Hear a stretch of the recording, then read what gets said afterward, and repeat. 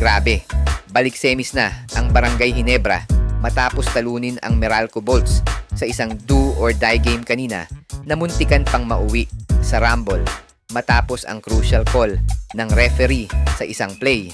Tinalo ng Ginebra ang Meralco Bolts sa score na 94-87 at makakaharap nila ang number 1 seed na Northport Batang Pier na exciting dahil ito na ata ang pinakamalakas na lineup ng Northport sa mga nakalipas na taon.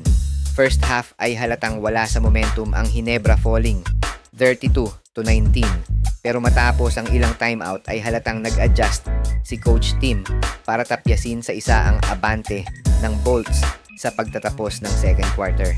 Pagpasok ng second half ay biglang arangkada ang opensa ng Ginebra na ayon kay Coach Tim ay malaki ang naging adjustment nila lalo na sa depensa at malaking tulong din ang mga clutch baskets ni Justin Brownlee, scoring 16 points para tulungang makapag-semis ang Ginebra.